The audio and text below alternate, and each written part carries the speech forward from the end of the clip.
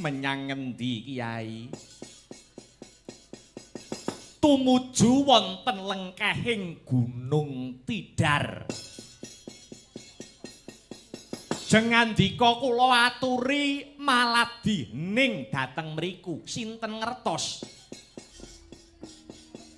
Gusti kula Ndara Janaka andika Ndara wajib ngunjukaken syukur dhateng Gusti kang murbeng jagat. Awit mboten sadhengah titah, mboten sabenta jalma ingkang nyupena mangku wujudipun rembulan kala wau Ndara. Kakang banjur rembulan kang tak pangku mau mengku Werdiyapa mengku Suraosapa. Makaten rembulan niku sasmitaning kamulyan lan kanugrahan. Rembulan kadi dene seratan Dewa Nagari menawi kawaos wahyu toh jali. Den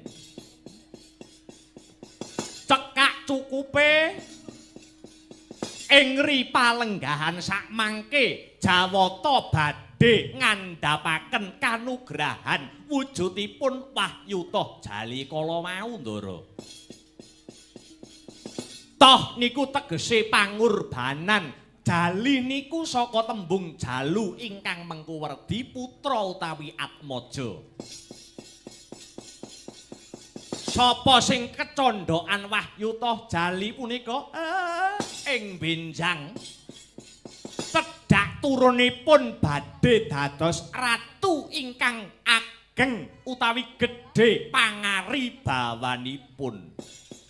Nanging nggih wau kedah dipun tohiriyin Raden. Lah banjur seranane kepiye Kiai? Ngaten nggih Gus. Ibarate gelas. Gelas arep diiseni banyu, gelase niku kudu resik dhisik. Ngaten? Padha kalih menungso yen arep kecondhokan wahyu niku atine kudu resik dhisik. Luar saking dedosan ingkang sinandang. Luar saka dedosan. Nggih. Lire kepiye Kakang? Tumrap Semar Badranaya titah gesang wonten Madyapada niku duwe dedosan rong perangan Ndara. Siji dosa karo sing gawe urip, angka loro dosa karo alam. Ngaten. Menawi manungsa niku duwe dosa kalih sing gawe jagat niku penak. Itung-itungane niku penak. Senadyan to pitung gunung tumpuk undung dosa ndika paribasane. Nanging kalamunta nyuwun pangapura kanthi tumemen mesti bakale diparingi pangapura. Mergi menapa? Mergi Gusti niku Maha Pangapura, ngoten. Sing jenenge Maha niku sak nginggile linuwih mesti dipangapurani. Ning nek sing ngabot niku menawi menungsa kedusan kalih alam, yen menungsa duwe dosa karo alam. Ora gelem nyuwun ngapura karo alam, tan wurunga dadi titah sing apes, suket godhong nyerimpeti laku, krikil watu nyandungi laku, niku tenan Ndara. Lah banjur dosa karo alam iki jlentreh kepiye Kiai? Ndika mesti mboten krasa. Wiwit panjenengan lair cenger wonten Madyapada niku sampeyan niku mboten ijen. Sampeyan ora dhewe, ngoten. Ning Gusti niku paring kanca, wujude anasir patang perkara bumi geni banyu lan angin sing ngancani ndika sarinane sawengine niku nggih niku sing nyengkuyung gegayuhan jengandika ning nggih niku ugi sing malang-malangi gegayuhan andika. Monggo to sakniki belajar srawung kalih alam. Kalih bumi, srawung kalih geni, kalih banyu, kalih angin, nglebur dosa, ngoten. Kula tak takon.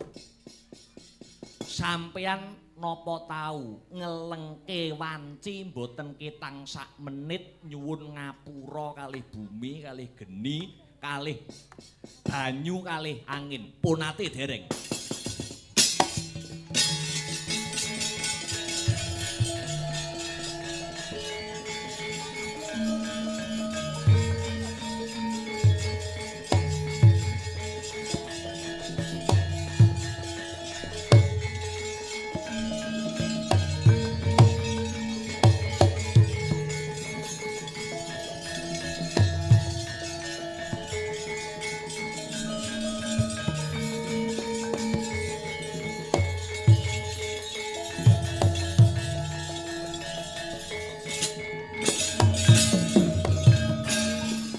Sapantuk wahyuning Allah Yodha melah mangolah ilmu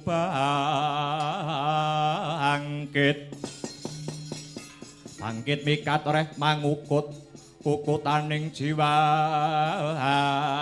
anggo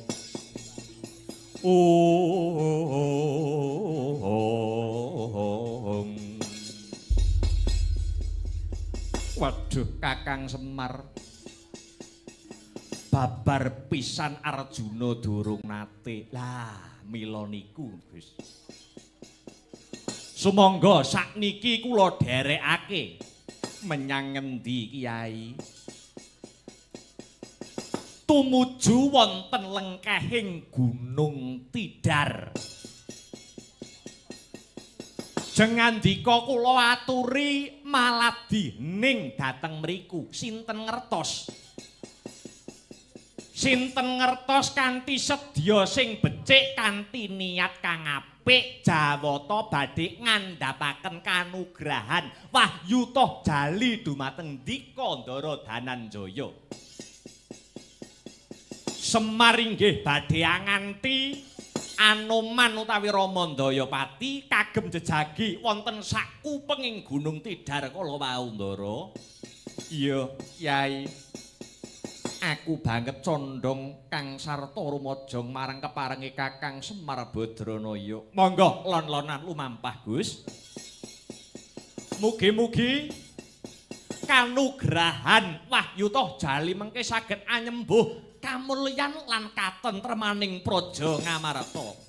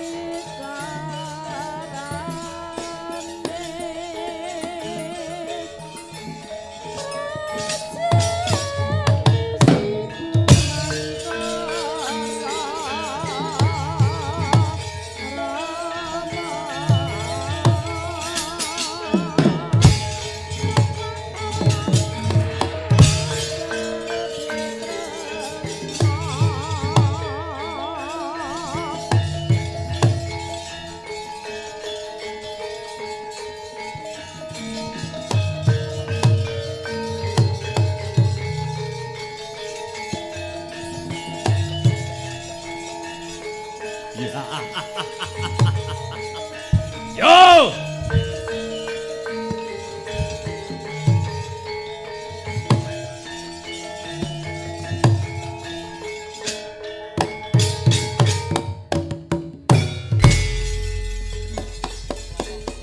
Panyata sayekti datan kapurba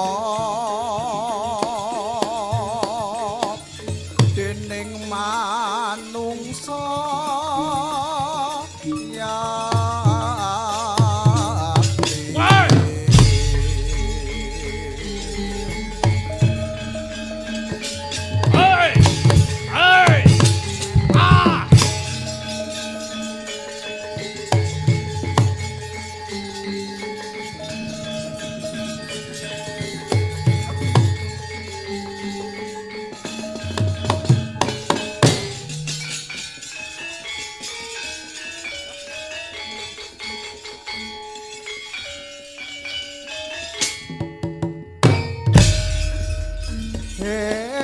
ingkang triprakara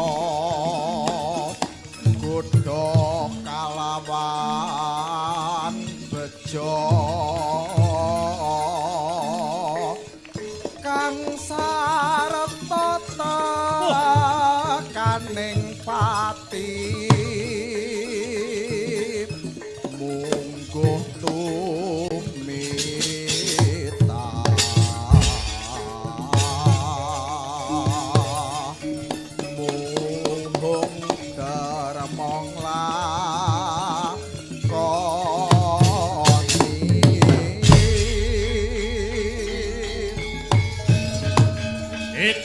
Tanan.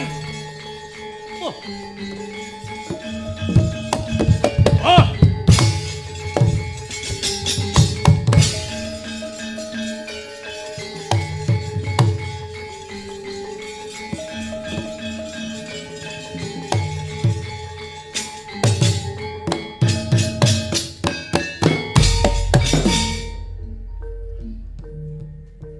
Sukmane Prabu Dasamuka Godhayit Maharanku.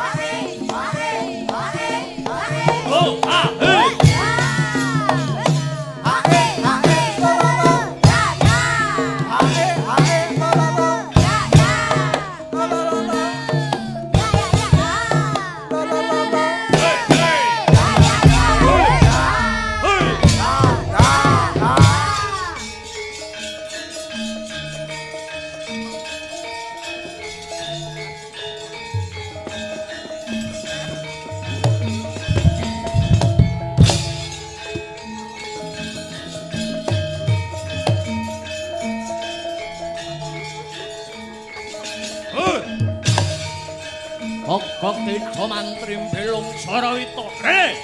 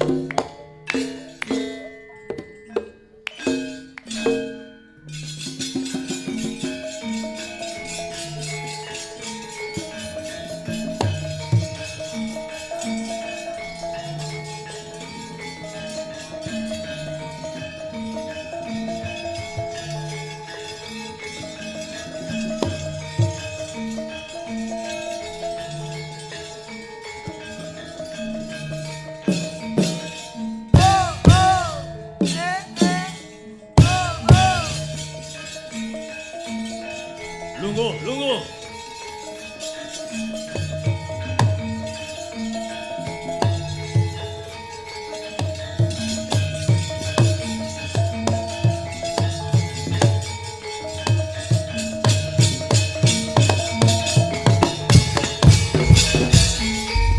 Dening utamaning nata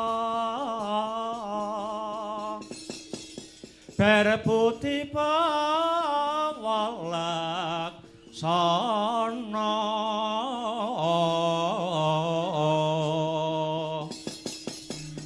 lire berbuti mangkono lila legawa ing driya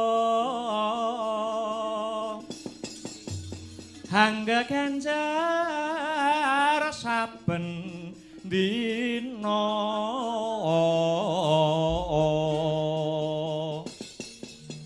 agung denya paring dana lire kang bawa laksana ana tepi pangandika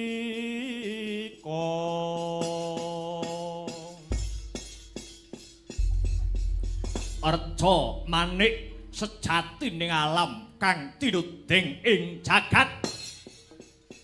Ya bandaku, ya donyaku, ya amal-amalku dhewe. Togok. Kula wonten dawuh sinuwun. Sinuwun Prabu Gudayatma. Belung dalem juragan. Pranyata biyen nganti saiki tetep ora ana bedane kok. Kaya nalika Gudayatma isih mapan ana kutha Goro negara Alengka diraja biyen.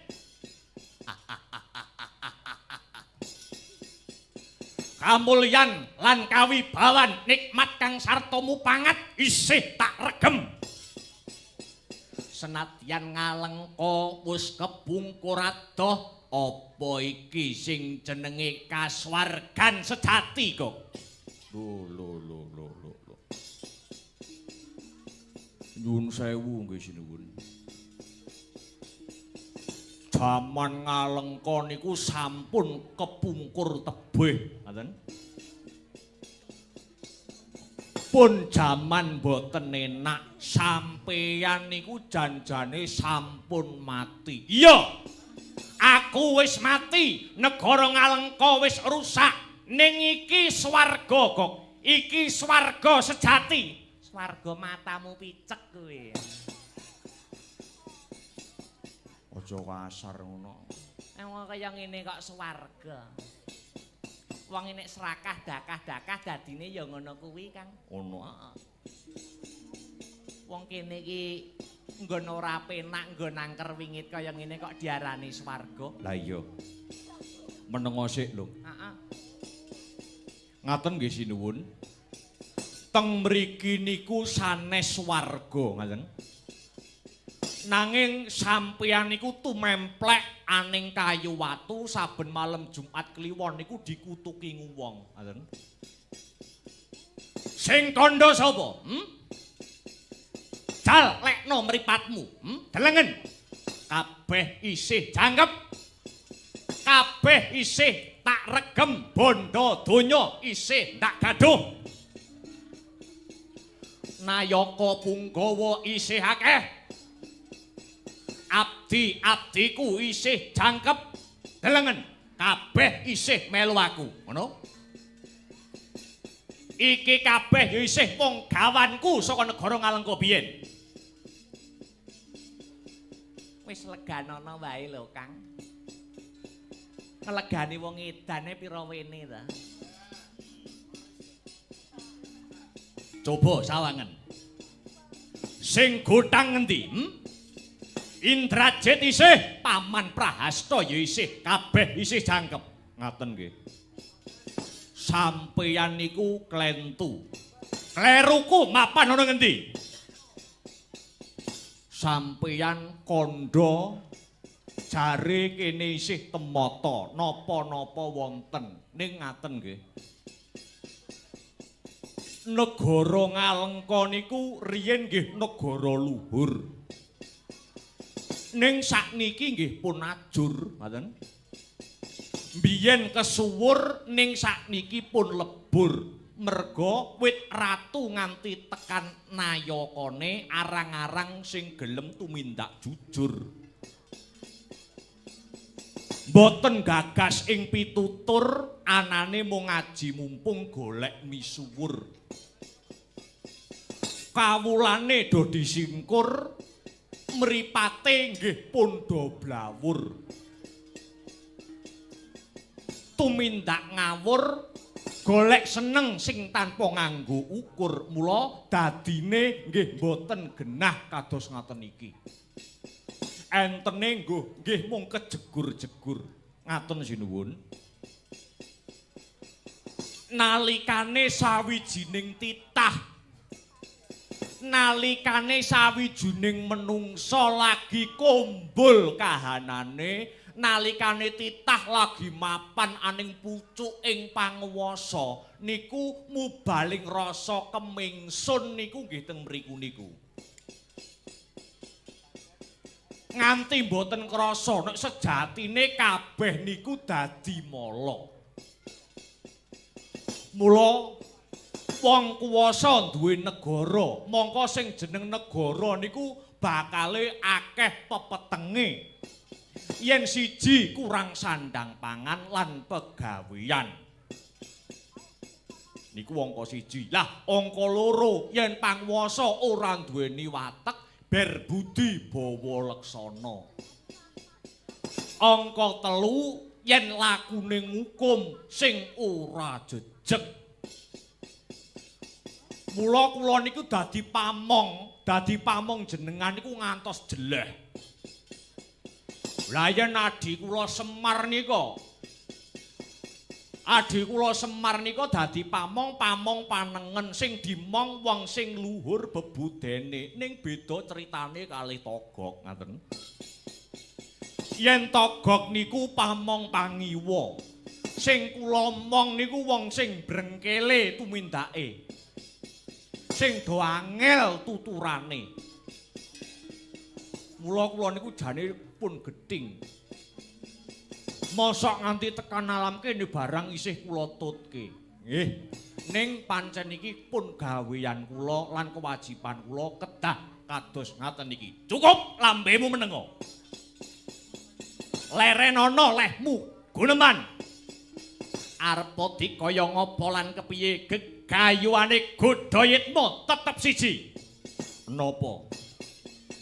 Bakale godhoyetmu ngrasake marem yen wis sesandingan kelawan Titis Widawati kok. Ya.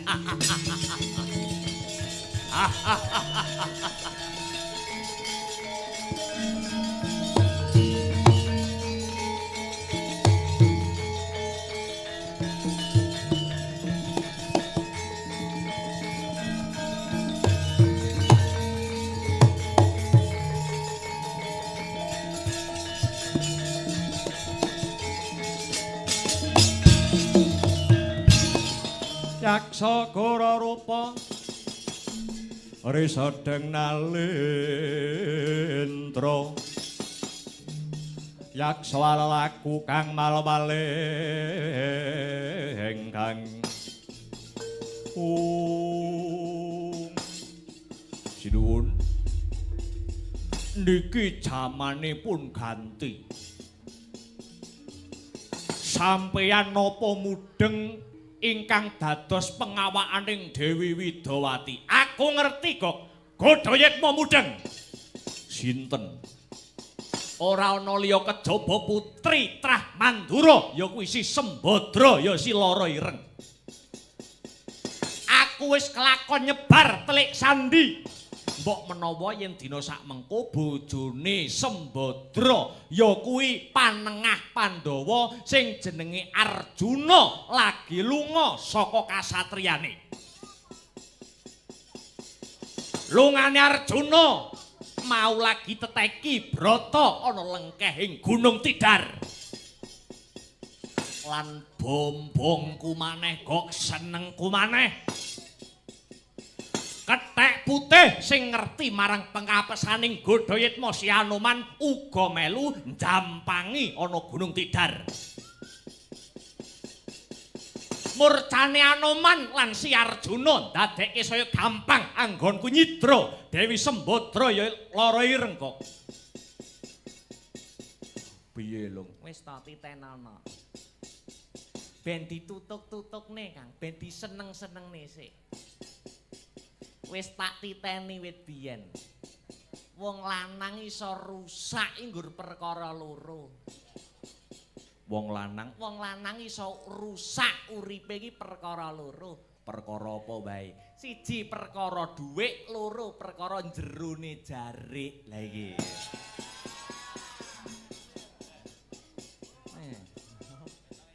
Ben ditutuk-tutukne sik. Nggih. Pun monggo. Sak kersa sampeyan sing baku kula pun elik-elik. Bakal tak budalke wadya bala kajiman jim setan priprayangan wewe bang wewe putih engklek-engklek banaspati jerangkong warudoyong janggitan kang sarta gendruwo. Ndak utus jampange sing dadi lakune Godhayatma. Surak palapa minangka tetenger. Minangka budaling Godhayatma sak wadya bala muga-muga kasembadan gegayuhanku kok. Prawadya samya samapta wasyaga arsa anggelar baris manunggal sajuru-juru kumlebet kang bandera tambur trompet gong beri munya mangungkung